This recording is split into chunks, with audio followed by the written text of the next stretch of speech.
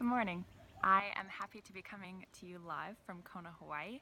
I wish that I could impart more than just what I'm about to share with you. I wish that I could send you my weather as well. It's about 70 degrees. Happy spring, and I hope it's not snowing anymore. As I was praying for you guys this morning and just asking the Lord what it was that I was supposed to share with you, I was reminded of something that a speaker said a little over a year ago. He said, "Don't miss God in the delay." As I was going through your core values and the things that you believe, I stumbled on one that says that we believe that God is just, holy, and truthful. And I think that that's amazing because that's a core belief that everyone that follows Jesus needs to have in their heart. For me, the most challenging part of believing that is, do I truly believe that God is just, holy, and truthful when I have to wait? Waiting is a really painful process for me. I'm a planner. I love to see the way that things are going to pan out, and I love when God gives me all of the details. But I don't know about you, but that's not super typical for me. God is faithful in not giving me the future because he needs me to be focused in the now. A way that I've seen this play out recently with God's faithfulness is that there's a girl that I mentor here on campus, and I was meeting with her and she was explaining to me that she needed multiple thousands of dollars to go on her outreach for the counseling school that she's doing. And she was telling me, she's like, and I'm waiting for these finances and I'm really stressed out and I don't know how they're gonna come. Pretty much everyone that normally supports me has already donated, and I don't know how God's gonna do this.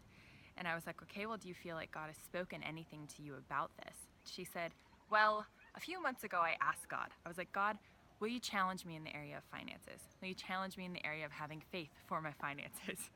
And she said, and now I know that God is going to provide the finances. He spoke that to me. She was like, but I'm in this process where I don't know where the money's going to come from, and it's really hard. And I said, you asked God to challenge you for finances, and now you're experiencing that. And she was like, yes. And there's so much angst in that. So fast forward a couple of weeks, and sure enough, from just crazy, unexplainable locations, God provided the finances. She's 100% funded, and she's about to go on her missions trip. And she's blown away yet again by God's faithfulness and his goodness. And I was just struck again by the reality of that, what that speaker said. Don't miss God in the delay. When we're waiting for something, there's all of these questions that come up. There's all of these doubts that display themselves in order to shake us from believing that God is who he says that he is. But in Psalm 46:10, he says, be still and know that I am God. I will be exalted in the nations, and I will be exalted in the earth. God is truthful, just, and faithful. He's holy, and he's a man of his word. Recently, I have just been reminded of a prayer that I've prayed for a long time. Because I'm in this process of waiting. I'm in this process of what feels like delay from the things that I know that God has called me to eventually, the prophetic words that he's spoken over me, that I know he's going to fulfill. It's just not in my timing. Recently, I've been reminded of this prayer that I've prayed for a long time, and it was, God, never put me in a position of influence that's above my level of character. Well, the thing is that developing character takes time, and that's not fun. I don't like that I have to wait. I don't like that the Lord puts me in situations that test me and push me and pull me. But he's faithful and just to give me not what I want, but what I need. I just really want to encourage you guys that as you have prophetic words spoken over you, as you have these things that God speaks to you and places in your heart, as you have dreams and desires, and maybe some of those prophetic words, maybe some of those dreams are about 10 years old, and you haven't seen them come to fruition. I just want to encourage you again that God is faithful and he is a man of his word. And I really want to challenge you not to miss God in the delay.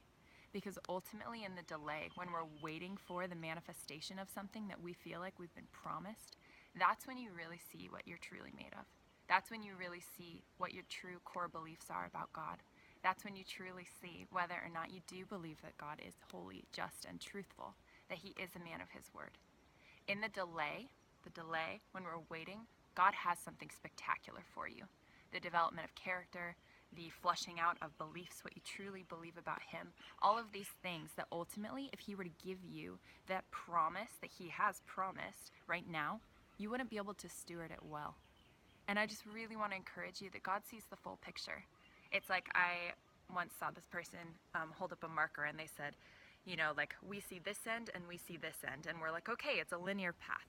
But God, he has this 360. He sees the whole picture and he knows what you need. In the midst of this process where he's building character, where he is creating a depth of relationship with you that challenges you, see that as gold in this season. See that as the greatest gift that he could give you, because ultimately he is creating in you the person that can steward that eventual promise and that original gift. I also recently have read this book. Some of you may have seen it on my Facebook or my Instagram because it so impacted my life. It's by Gene Edwards, and it's A Tale of Three Kings, and it's about Saul and David and Absalom. And that has challenged me so much. It's a narrative, and I'm shocked that it has challenged me so much. But this book has had such a profound impact on my life because it talks about brokenness and what that truly looks like. What does it look like to be a broken vessel? And how is it that a vessel gets broken? Because God is faithful in the process, and ultimately he knows what you need. He knows that you need him to fulfill the promises that he's spoken, and that's his greatest desire, to walk in relationship with you, where you see over and over and time again that he's a faithful God. I just want to challenge you with those couple of things. I want to again reiterate Psalm 46:10, where it says, "Be still and know that I am God. I will be exalted in the nations, and I will be exalted in the earth." God's desire to be exalted in your life, in your neighbor's life, is so much more intense than your desire for him to be exalted.